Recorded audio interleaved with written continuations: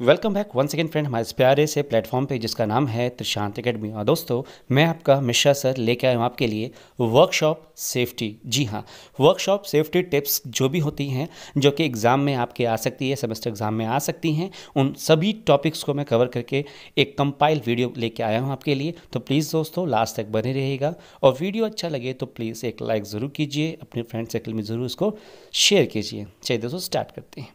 देखिए, electrical safety is a highly important, ये आपको पता है। आप कोई सा बिजली का काम कर रहे हैं तो सेफ्टी पर्पस तो आपके लिए बहुत ज़्यादा इंपॉर्टेंट है। ठीक है, क्यों? क्योंकि ये कहा गया है ना कि अगर आप सुरक्षित हैं, if you are safe then world is your.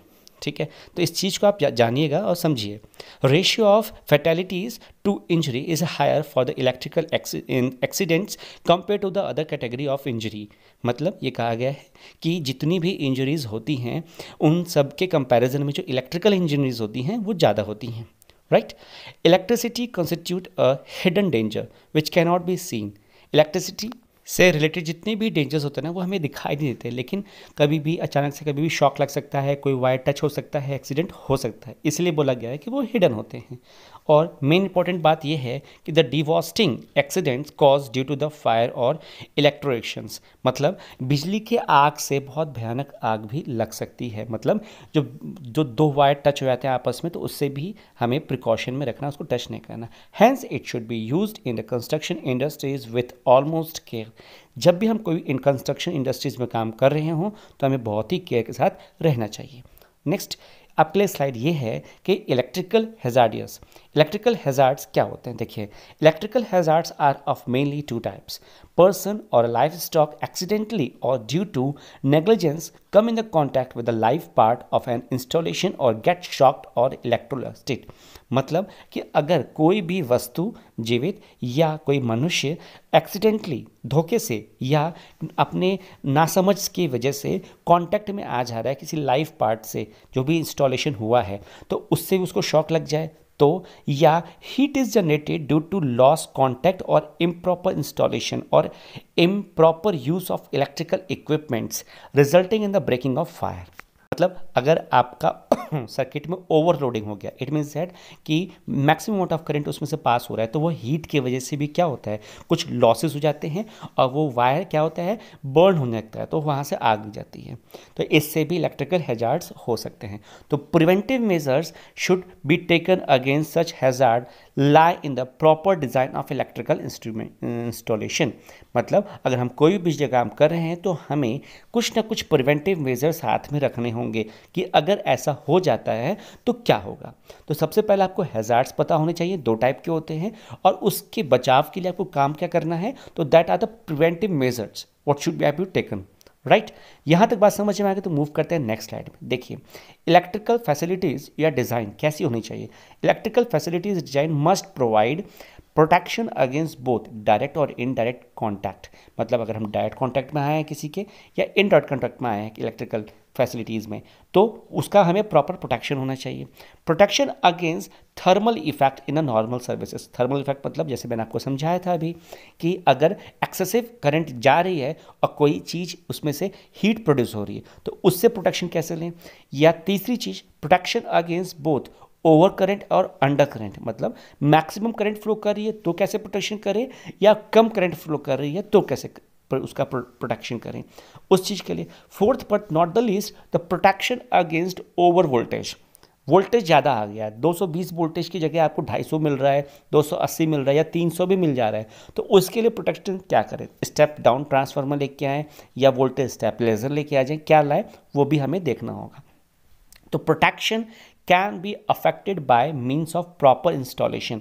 Protection को कैसे हम इफेक्ट ला सकते हैं कि अगर हम कोई भी मशीन को इंस्टॉलेशन कर रहे हैं तो प्रॉपर इंस्टॉलेशन है उसका, टाइम टू टाइम उसकी प्रॉपर क्लीनिंग होनी चाहिए, इफेक्टिव अर्थिंग होना चाहिए, मतलब एक अर्थ प्रोवाइड होना चाहिए हर मशीन के पास, sensitive relaying and judicious operation and maintenance. मतलब हर एक मशीन की प्रॉपर मेंटेनेंस भी होनी चाहिए। तो दोस्तों इस तरीके से अगर आप इस प्रोटेक्शन फैसिलिटीज़ को मतलब इस प्रोटेक्शंस को यूज़ करेंगे और कोई भी इंस्टॉलेशन करने जा रहे हैं, कोई भी डिज़ाइन करने जा रहे हैं अपने सर्किट बोर्ड का, तो प्रॉपर एक प्रिकॉशनरी मेजर्स को साथ में लेते हुए चलेंगे तो ये जो भी हैज़ार्ड्स आपने डिस्कस किए अभी अब वो कुछ भी आपके साथ नहीं होंगे। तो ये प्रॉपर आपको स्टेप बाय स्टेप अपने कॉपीज़ में लिखना होगा अगर एग्जाम में यह आता है तो।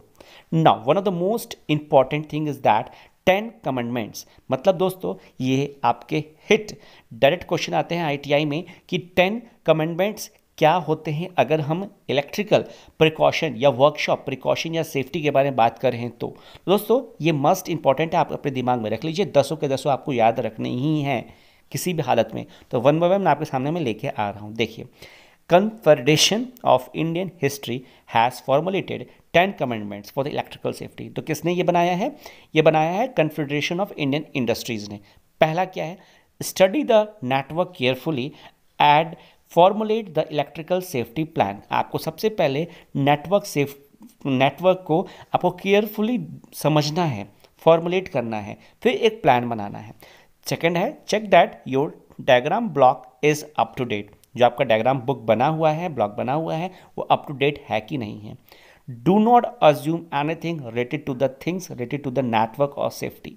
आपको कोई चीज़ अज्यूम नहीं करनी कि ये पहले से ही होगा, या आपको खुद एग्जामिन करना है, राइट? इसी चीज़ आप रखिएगा। फोर्थ क्या है? Before carrying out any work check with the control room for any last minute alteration. मतलब कुछ भी काम करने से पहले, मतलब आपको फाइनल वर्क करना है उस पर, तो एक बार कंट्रोल रूम में ज़रूर पूछने कि yes sir can I start, can I do the work, can I start our work. इस तरीके से आप पूछ लें। क्यों? क्योंकि हो सकता है वहाँ से क्लियरेंस ना मिली हो, आपने यहाँ कर दिया हो, तो कुछ भी मिसहैपनिंग हो जाए। लास्ट फिफ्थ पॉइंट क्या है? Remember the live and the dead bars look exactly alike. मतलब जो लाइव वायर होता है या हो सकता है जो डेड वायर भी हो, वो दोनों एक ही तरह दिखाई दे रहा हो, तो उसके लिए आप थोड़ा ध्यान रखिए कौन सी लाइव और कौन सी डेड वायर पड़ी हुई हैं। लाइक ये तो पांचवी होगी। नेक्स्ट 5 क्या है वो देखिए ध्यान से मेरे साथ। Do not touch the conductor line unless it is earthen. मतलब अगर उसमें अर्थिंग नहीं दी गई है तो आपको कंडक्टिंग वायर को टच नहीं करना है। Do not earth a conductor unless it is prove to be a dead by a live line detector और एनी अदर सुटेबल गैजेट्स। मतलब जब तक वो प्रूव्ड नहीं किया गया है कि उसको हमने एक अनदर गैजेट के द्वारा या उसको हमने अर्थिंग प्रोवाइड, मतलब उसको लाइव वायर से डिटेक्ट नहीं किया है, तब तक आप किसी भी कंडक्टर को अर्थिंग नहीं प्रोवाइड करेंगे।